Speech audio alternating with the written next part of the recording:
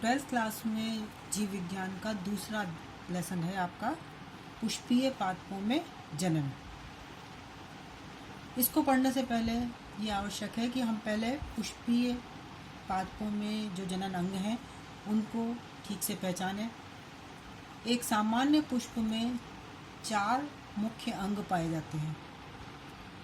आइए हम इस फूल में, इस पुष्प में हम उन चारों अंगों की पहचान करें। ये पुष्प जो है वो धतूरे का पुष्प है, सोलेनेसी कुल में आता है। पुष्प को अगर हम बाह्य रूप से अगर देखें तो जिस भाग से ये पुष्प डाली से जुड़ा रहता है उस भाग को पुष्पवृंत या पेडिसल कहते हैं। इसमें ये पुष्पवृंत या पेडिसल है। पेडिसल जो है वो केवल पुष्प को डाली से जोड़े रखने का ही कार्य करता है। पुष्प का जो दूसरा भाग आपको दिखाई दे रहा है हरे रंग का, ये भाग जो है वो बाह्यदल पुंज या कैलिक्स कहलाता है। बाह्यदल पुंज का एक भाग यानी एक बाह्यदल पुंज का एक भाग जो है ये सेपल या बाह्यदल कहलाता है। तो इसमें हम अगर देखें तो इसमें 5 सेपल्स हैं या बाह्यदल है। पुष्प का जो बाहर से आपको ये सफ़ेद रंग का भाग दिखाई दे रहा है यह दल पुंज है, या इसको हम इंग्लिश में अगर देखें तो कोरोला कहते हैं। और इसका जो एक भाग है वो दल या पेटल कहलाता है। इसके दल आपस में जुड़े हुए हैं, इसके बाह्य दल भी आपस में जुड़े हुए हैं। ये आवश्यक नहीं है कि सभी पुष्पों में ये आपस में जुड़े हुए हों, ये अलग अलग भी हो सकते हैं। अब हम इसके आंतरिक अंगों की रचना देखेंगे। इसको हम धीरे से विच्छेदित करेंगे।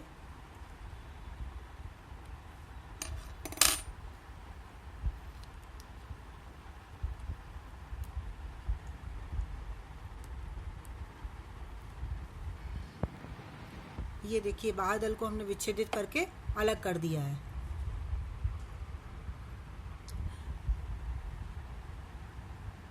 पुष्प का बिल्कुल नीचे का जो भाग है वो पुष्पासन या थैलेमस कहलाता है।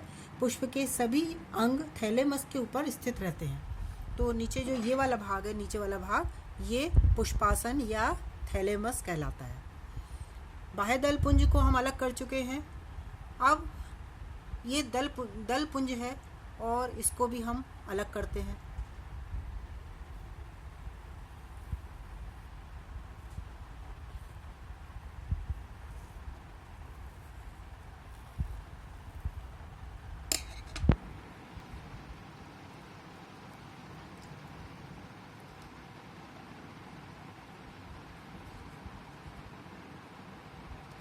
ये देखिए ये दलपुंज या कोरोला है और इसका एक भाग पेटल कहलाता है। इसको हमने अलग कर दिया है।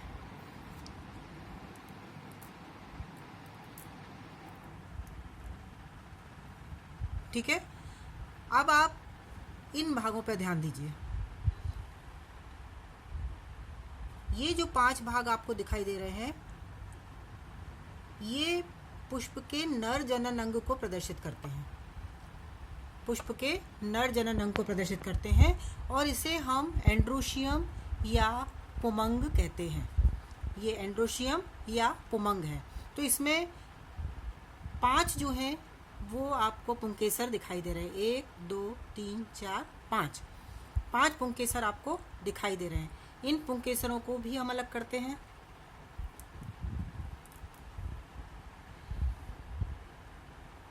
अब आप इसमें से एक पुंकेसर का अध्ययन कीजिए। एक पुंकेसर को अगर हम देखें तो पुंकेसर का ये निचला भाग ये पुतंतु कहलाता है, या इसको इंग्लिश में फिलामेंट कहते हैं।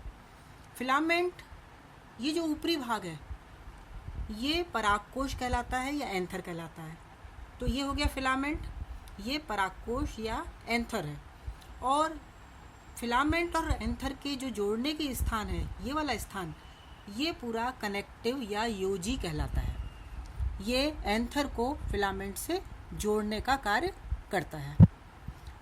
परागकोश जो है वो ज़्यादातर द्विपालित होते हैं और इनमें पराग कणों का निर्माण होता है। अगर हम इसको थोड़ा सा छू के देखें तो हाथों में सफ़ेद रंग के परागकण लग जाते हैं।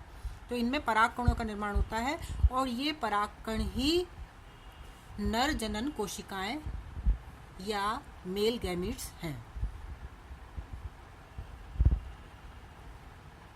अब हम पुष्प का अंतिम भाग देखते हैं।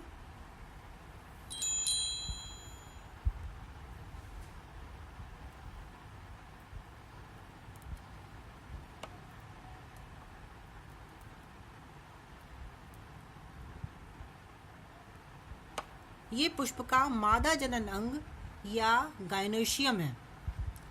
गायनोशियम जो है उसके भी 3 भाग होते हैं। सबसे निचला भाग जो आपको ये फूला हुआ दिखाई दे रहा है ये अंडाशय है और अंडाशय निचला भाग है पुष्प का। इसी में अंडाणुओं यानी मादा जनन कोशिकाओं का निर्माण होता है। अंडाशय में मादा जनन कोशिकाओं का निर्माण होता है जिन्हें अंडाणु कहते हैं। अंडाशय से जुड़ी हुई ये लंबी आपको रचना जो दिखाई दे रही है ये वर्तिका है। इसको वर्तिका कहते हैं या इसको इंग्लिश में स्टाइल कहते हैं, STYLE स्टाइल। वर्तिका का सबसे ऊपरी भाग जो है वो वर्तिकाग्र कहलाता है। तो मादा जनन अंग यानी कि जायांग के 3 भाग हुए, अंडाशय, वर्तिका और वर्तिकाग्र। वर्तिकाग्र का कार्य परागकणों को ग्रहण करना है। अंडाशय का कार्य अंडाणुओं का निर्माण करना है और जो स्टाइल यानी वर्तिका है ये परागकणों की पराग नलिकाओं को अंडाशय तक पहुंचाने का कार्य करती है। साथ ही अंडाशय को स्टिग्मा से या वर्तिकाग्र से जोड़ने का भी कार्य करती है।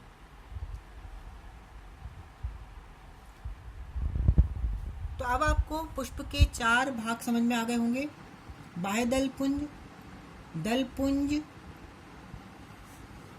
पुमंग या पुंकेसर और जायांग। इनमें से बाह्यदल पुंज और दल पुंज ये पुष्प के आवश्यक अंग हैं यानी सहायक अंग हैं। पुंकेसर और स्त्री केसर या पुमंग और जायांग ये पुष्प के जनन अंग हैं जो जनन क्रिया में भाग लेते हैं।